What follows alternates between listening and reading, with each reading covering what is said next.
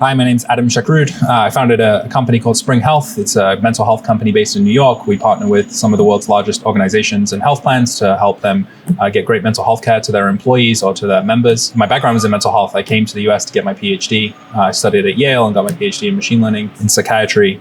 And before that, I grew up mostly in England. My dad's actually Algerian. I spent a lot of time in Algeria as well, but grew up mostly in England. My background was in neuroscience, and so that's kind of how I started getting into mental health. Depression's already the world's leading cause of disability, but then when you actually look at who's paying these bills, when people don't get better, they consume more visits. It takes longer to get better. They take time out of work. They take more sick leave. They may have to, pause their job. They may have to quit their job. And so the economic consequences of mental health conditions are pretty tremendous. And so we knew very early on, look, there's this problem.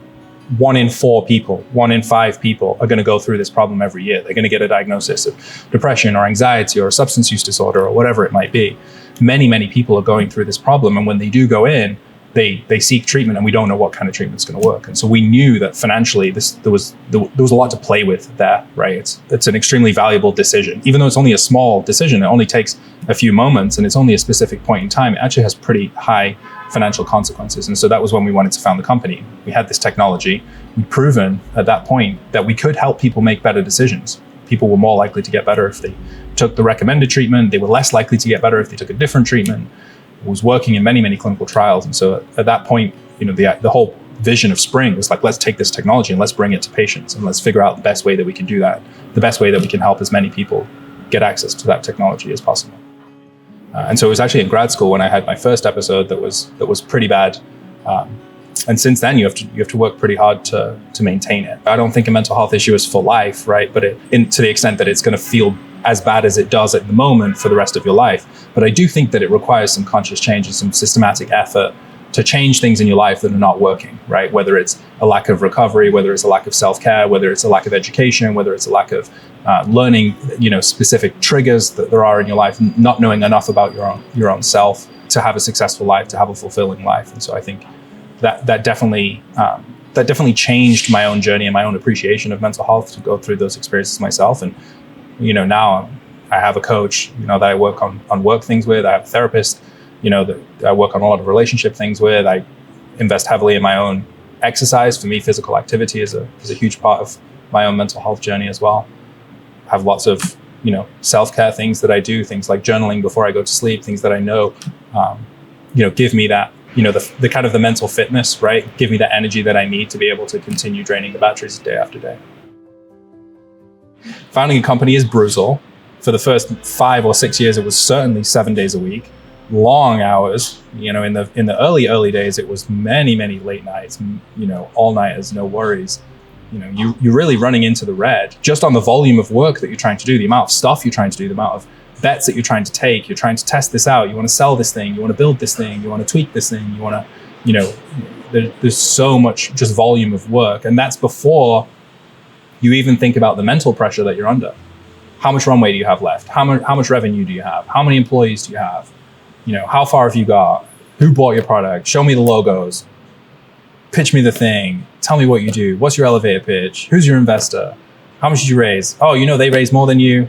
Oh, everyone says that they're killing you guys, blah, blah, blah. Like, that's relentless and never stops. And that's the thing that really doesn't switch off. Like, when I stop working, it's still in the back of my mind.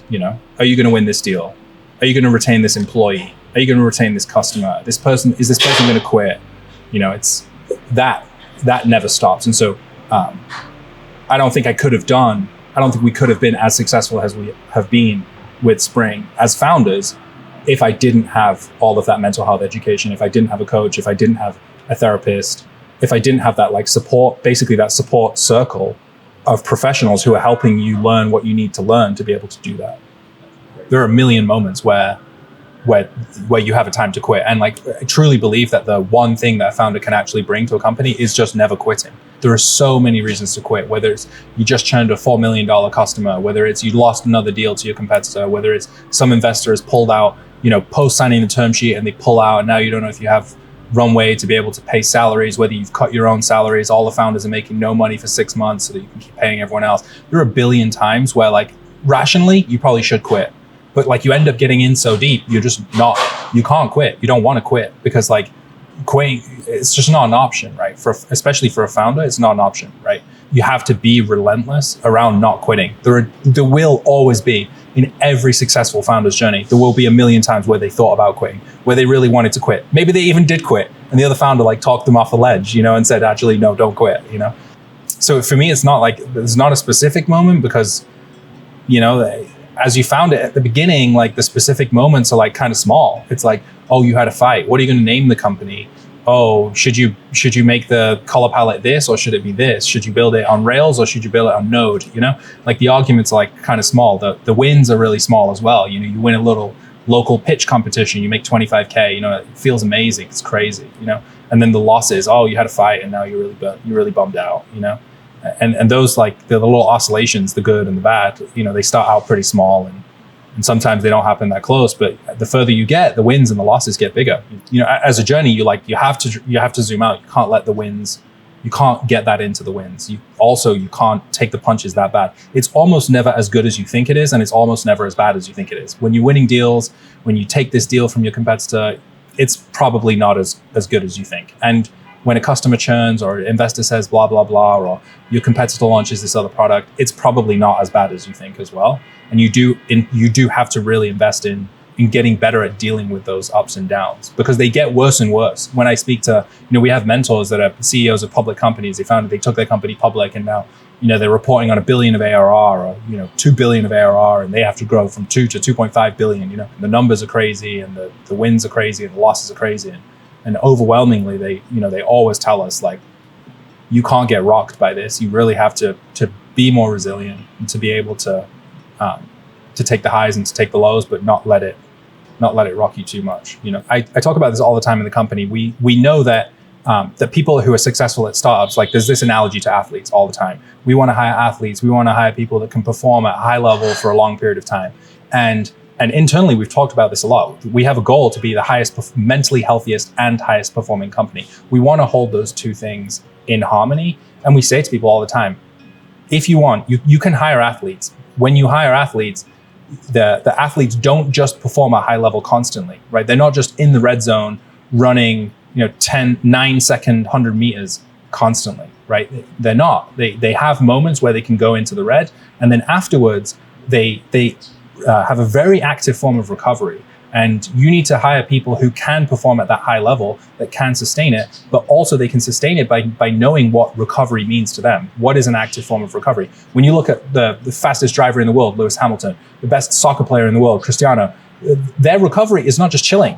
You don't just go home at 8 p.m. and start scrolling Instagram. They're doing cryo baths, they're doing ice baths, they're doing yoga, they're doing stretching, they're doing physiotherapy. They have an incredibly active form of recovery, which is not chilling. It's different, totally different from just chilling. It's totally different from disengaging. And yeah, sometimes you have to chill out and go on Instagram or do whatever it is to just kind of to disengage. But yeah, in general, when you look at the top performing athletes in the world, the people who can continue to push performance, the people who continue to have a high level of output for a long period of time, they have very active forms of recovery. And so I tell people all the time, like, look, you want to be an athlete, what is recovery to you? Like, yes, I want you to perform. Yes, I want you to achieve what you want to achieve. But what is recovery to you?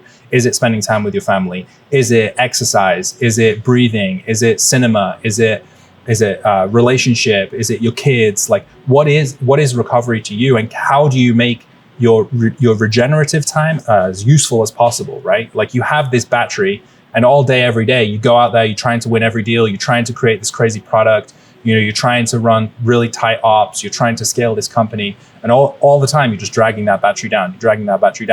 Okay, well, in your downtime, how quickly are you recharging that? Like, do you know what recovery means to you? Do you know what are the things that give you the energy back? Do you know how do you maintain that battery? How do you preserve that battery? How do you keep it working efficiently? And I need to see that recovery plan. The recovery plan is just as important. You can't just be running into the red 24/7. You run into the red 24/7, you're going to get an injury. You're going to get burned out. You're going to quit. That's not what I want. I want people who can perform at a high level, who have a strong internal motivation to achieve whatever it is, whether it's that they want to achieve impact, they want to achieve the mission, they want to get better at their skill, they want to, maybe they have financial goals, they want to earn a certain amount of money, whatever it is. But I also need to know that they've thought intentionally about their recovery and that they are committed to recovery in its most active form, right? Are they, do I believe that this person has the capacity to recharge as quickly as they need to? Like, I think April's my co-founder, she's the CEO. She has like the best example of this. When she's off, she's actually off. She really is off the grid. I mean, if something went really wrong, I can still text her, but she's archiving all of her emails while she's out. She's the CEO of a $2 billion company, and she also archives her emails when she's out. Because when she's out, she needs to be present with her family. She needs to be present with her husband. She needs to be, spending that quality time together, and that's what recharges her. It's not recharging if she's still checking email on vacation. It's not recharging if she still has her laptop around. It's not recharging if you go home, but you're still logged into Slack. It's not recharging if you take a day off and you don't do anything with it, or you just do laundry or something like that. You need to really know what it is. What is it that drives you? What is it that recharges you? And the analogy to athletes, I find it really helpful. I think people in general, they get it. It's not just run really fast, and then go home. We're going to do a long warm up. We're going to do stretches. We're going to get in the right headspace. We're going to run really fast. Then afterwards, we're going to do some more stretching. We're going to do an ice bath. We're going to go to a sauna. We're going to do whatever it is. It's a highly physical example, but the same thing exists in business, if the challenge is mental. Right?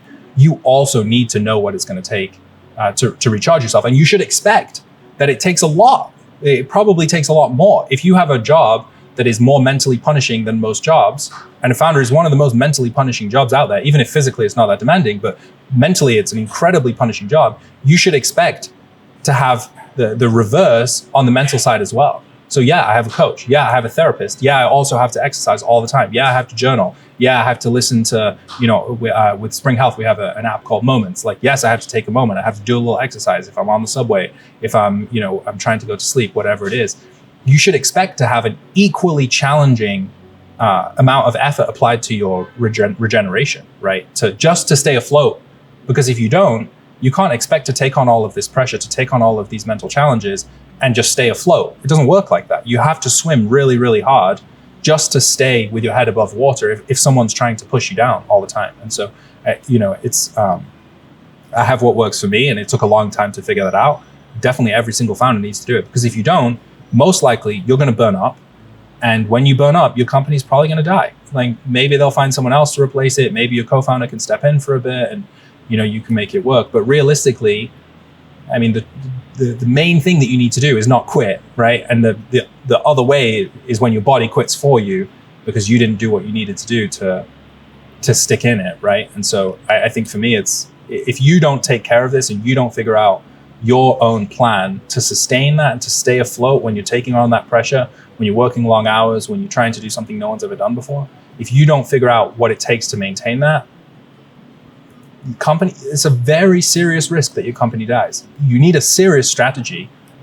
It's incredibly important that every company, every founder who is serious about putting 10 years of work in to their idea, taking some company from zero to taking it public, you need to have a serious strategy for how each of the founders is going to protect their own mental health and is going to be able to do that journey for 10 years. Like, if you're the world's top marathon runner or whatever, you're Mo Farah, is super fast athlete, and he wants to keep on winning marathons for 10 years in a row, he absolutely needs a way of keeping his body in good shape. And you need the exact same thing as a founder from a mental perspective. Community is interesting, right? Community is one example of a thing that can regenerate you, right? For some people, it might be sport. For some people, it might be music. For some people, it might be hiking. For some people, it might be spending time with their family, with their kids, with their mom, with their siblings, with their friends. And so community is just one example of a thing that can give you energy, right? For me, it's important. For me, I wouldn't say it's the most important. I have, incredibly strong bond with my co-founder. I have an incredibly good relationship. I am incredibly close with my mom, with my siblings, with my family. And so I have those, the small number of friends and family who I'm very close with. And for me, that's enough. For other people, maybe they need more, right? And so community in itself is important because it's one of those things that you can do to regenerate. It's very person to person dependent, but it is important that you figure that out for yourself. For me, I live in Brooklyn, and the first thing I did when I moved to a new city is at the time it was meetup.com or whatever. There was an app called Meetup, and I go on Craigslist or I go on Meetup or whatever, and I find a group of people who play football, usually almost always immigrants, right? And you find a small community. That was what the community was for me, of people who play football. And so we play football every morning at 6 a.m. in Williamsburg or in McCarran Park. And for me, that was my community. When you show up in a new city, you don't have anything. Starting from scratch. In this case, not only a new city, but a new country. I wasn't even from America. And so community was incredibly important for me to find my feet, to have a small group of people who you have the same interests with. For me, it was playing football. Play football, it's great because then I have community and I'm doing exercise, which is helping me, regulate my own emotions, regulate my own anxiety. And so that was community for me. But maybe it's friends, maybe it's music, maybe it's going to concerts, maybe it's doing whatever it is. Community is really important, yeah. But the most important thing is that you figure out what it is to you. Like there isn't one rule. Just because I play football in Brooklyn doesn't mean that every founder needs to play football in Brooklyn.